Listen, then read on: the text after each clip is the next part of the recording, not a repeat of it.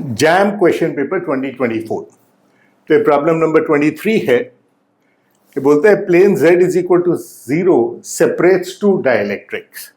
एक रीजन में डाइलेक्ट्रिक का रिलेटिव परमिटिविटी 4 है, दूसरे में 3 है। सरफेस पे सेपरेशन पे कोई फ्री चार्ज नहीं है और मीडियम 1 के अंदर इलेक्ट्रिक फील्ड ये दे रखी है। मीडियम 2 में हमको डिस्प्लेसमेंट वेक्टर पता करना है। तो क्या करेंगे, इलेक्ट्रिक फील्ड वगैरह की बाउंड्री कंडीशंस यूज करेंगे। तो इलेक्ट्रिक फील्ड क्या करती है, इलेक्ट्रिक फील्ड पैरेलल कंपोनेंट जो होता है tangential component, that is continuous. और सेपरेशन किस पे है, z इज इक्वल टू 0 पे, therefore dielectric is in the xy plane. तो जो भी इलेक्ट्रिक फील्ड है when you cross from z less than 0 to z greater than 0, तो आपका डाइलेक्ट्रिक कांस्टेंट चेंज हो गया। E parallel is continuous, therefore E1 tangential कह लें पैरेलल की जगह, is equal to E2 tangential which is 3x plus 2y। And what about the z component? z component तो displacement vector continuous होता है, which means normal component d1n is d2n, which implies 4 times e1 is equal to 3 times e2, normal component, which implies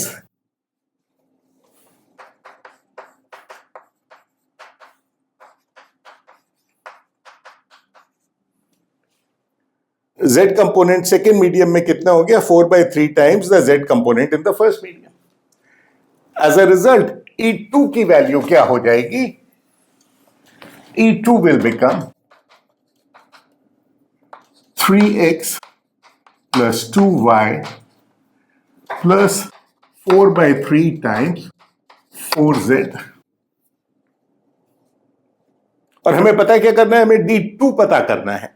D2 पता करना है तो D2 is epsilon 2 R E2 and epsilon 2R was given to be 3, मैंने मिटा दिया, but that was given to be 3, so this becomes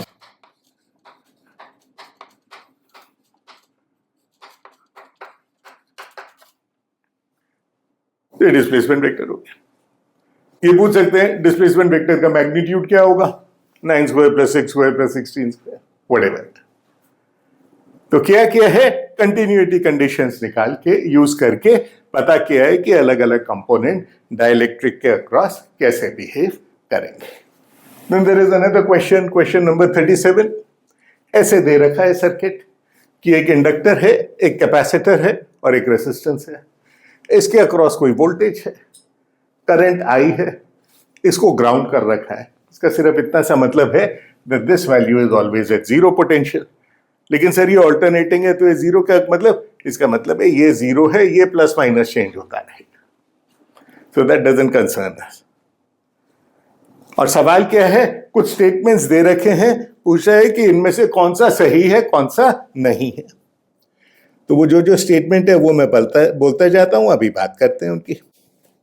omega 0 इसकी resonant frequency दे रखी।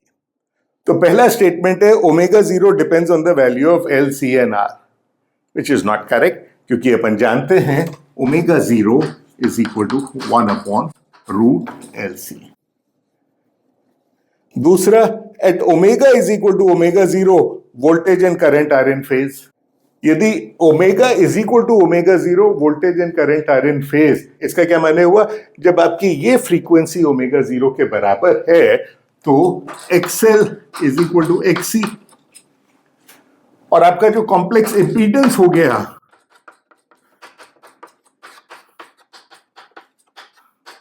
Impedance, ये बराबर है तो 0 हो गया। तो यानी जो कुछ इंपीडेंस है सिर्फ रेजिस्टेंस है, और सिर्फ रेजिस्टेंस है सर्किट में, तो वोल्टेज और करंट हमेशा फेज में ही होंगे। बोले what is the amplitude of VR at omega is equal to this value. तो ऐसे सर्किट के अंदर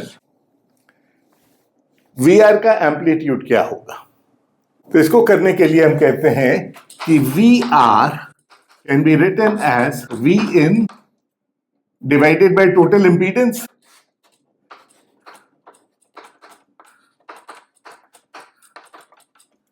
into R, and this we know is V in R divided by ZR is just R plus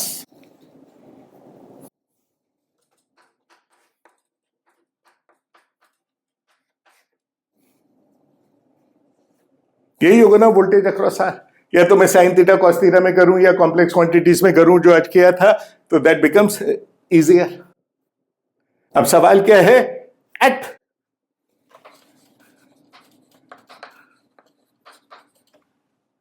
we R की value LC पे depend नहीं करती।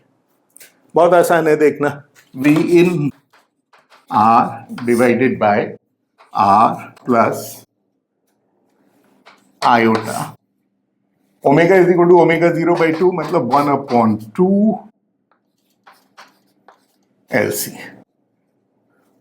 सो that becomes iota, omega की जगह हमने लिखा 1/2 L माइनस 1 ओमेगा की जगह लिखा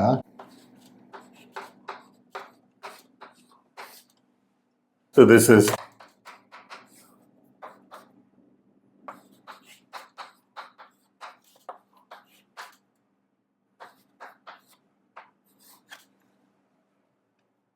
so this becomes 2/2 3/2।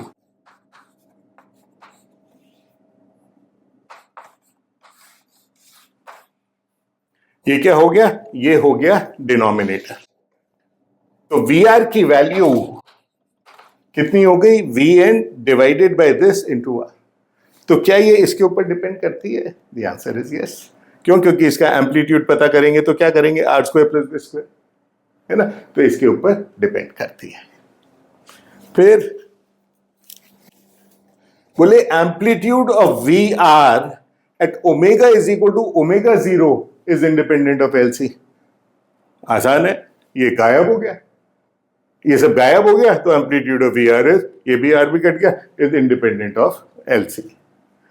तो सारा इनपुट वोल्टेज रेजिस्टेंस के अक्रॉस ही आ गया। So this is problem number 47।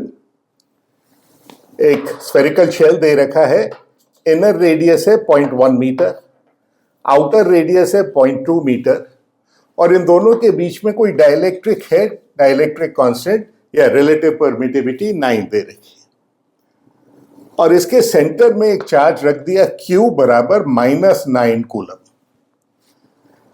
अब पूछा यह है कि इसके इनर सरफेस के ऊपर चार्ज इंड्यूस कितना होगा।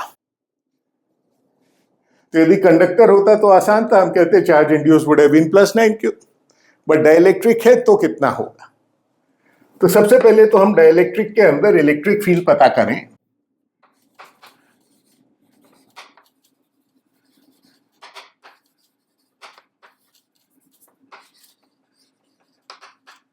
स्फेरिकल सिमेट्री है, किसी भी डिस्टेंस पर electric field will be 1/4 pi epsilon 0, epsilon relative, Q divided by R square, where R is less than 0.2, greater than 0.2. This is the value of the electric field here. And I can write this electric field in vector notation. And I know that polarization is epsilon 0 chi E electric field, and chi E is epsilon r -1. So this quantity is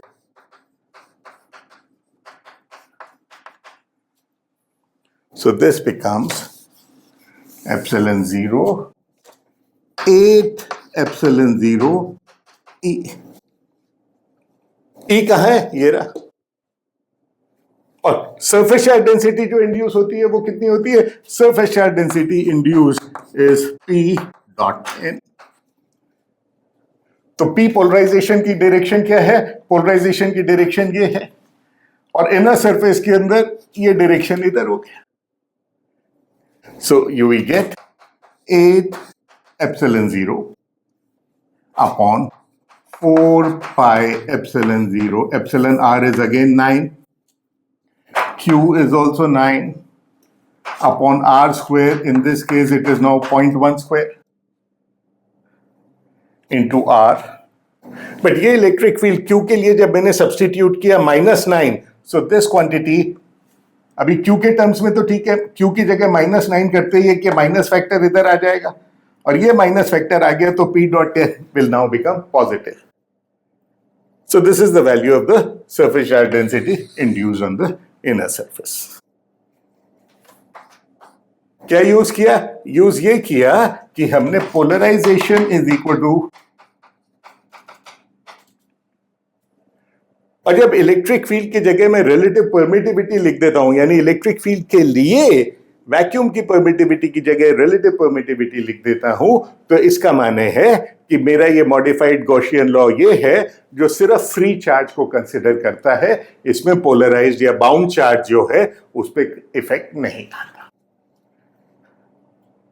और इसी को यहां ले जाता तो इस quantity को हम डी कहते थे.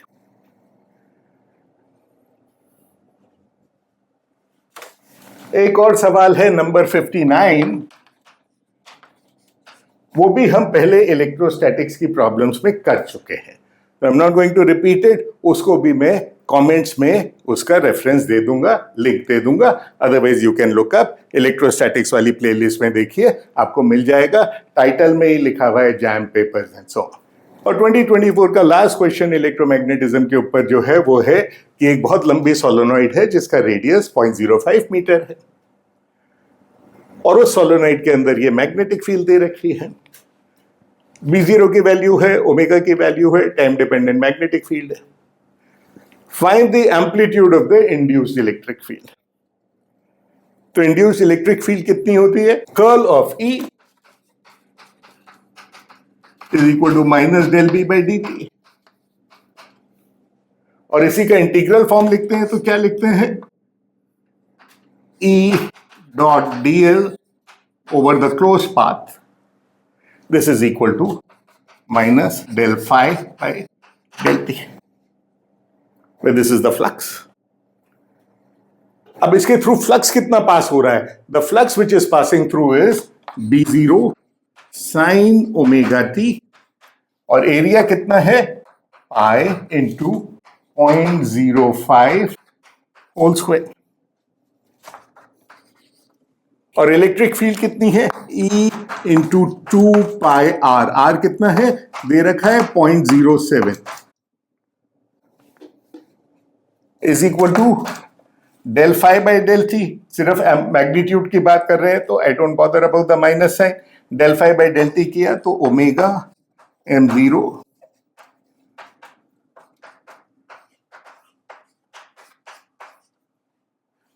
as far as the amplitude is concerned. That's it. Amplitude. Solve.